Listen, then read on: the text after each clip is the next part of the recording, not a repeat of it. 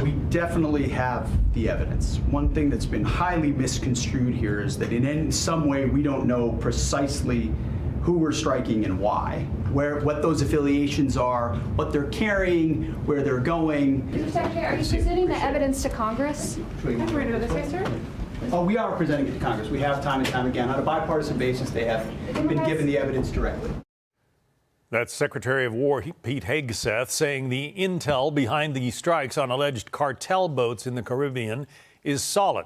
The Republican and Democratic heads of the Senate Armed Services Committee say the Pentagon has not complied with requests for info on those strikes. Let's bring in Robert Charks, former Assistant Secretary of State under President Bush. How difficult is it to know whether those drug boats are, whether those boats, I should say, are actually carrying drugs? Do you have an assessment on that?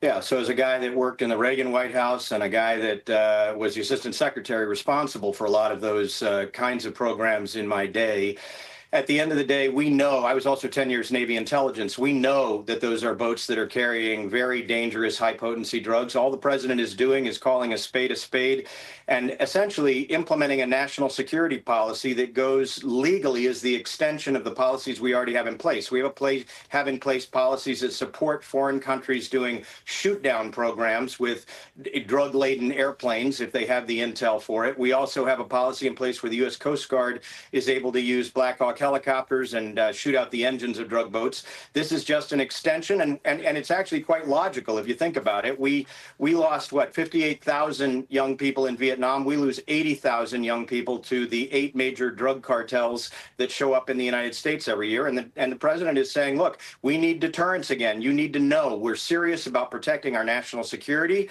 our youth, our public safety, and our public health. So do you think that these strikes are going to be effective in limiting or reducing the flow of drugs? I mean, one of the arguments is that if you close off one avenue of drug importation, the cartels, the smugglers will just find another.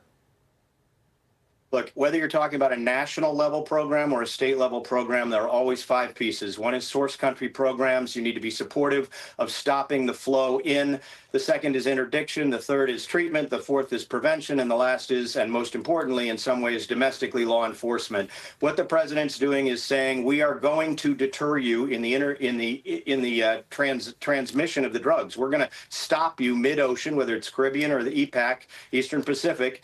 And so don't take for granted anymore. And the old rule of thumb is that if you can create deterrence in 25% of the transit zone, you will in fact turn back a lot of these drugs. So I think what he's doing is saying we're not going to take this for granted anymore. We're going to go after it. We're going to stop you. And frankly, there are other countries you can traffic to, but the United States is one that you will know you'll pay a high cost if you try to traffic here. Some members of Congress are complaining that they're kind of being kept in the dark about all this. Even Republicans, like Senator John Kennedy of Louisiana, say they'd like to hear more from the administration. Listen.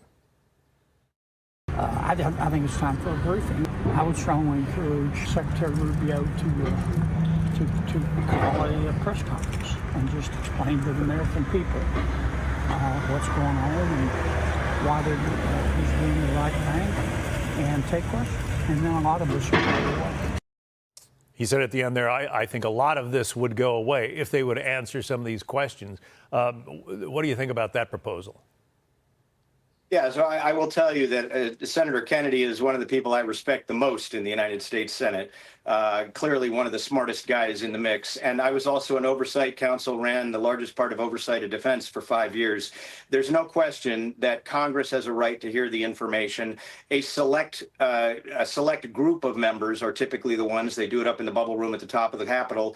And yeah, they undoubtedly will get briefs over time. I think part of the problem right now is that there is a bit of a trust issue between the Democrats and the White House. And I understand that. There were times when the Democrats have actually been given classified information and turned around and gave it to the press. So I think there have to be provisions in place that make sure that information transmitted that's classified doesn't go outside those realms, or you give up sources and methods.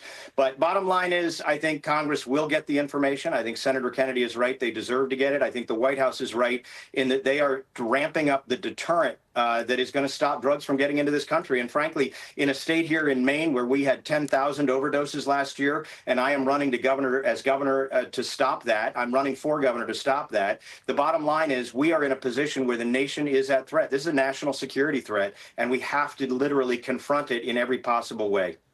Robert Charles, former Assistant Secretary of State. We appreciate your insights. Thanks. Thank you. Hey everyone, I'm Emily Campagno. Catch me and my co-hosts Harris Faulkner and Kaylee McEnany on Outnumbered every weekday at 12 p.m. Eastern, or set your DVR. Also, don't forget to subscribe to the Fox News YouTube page for daily highlights.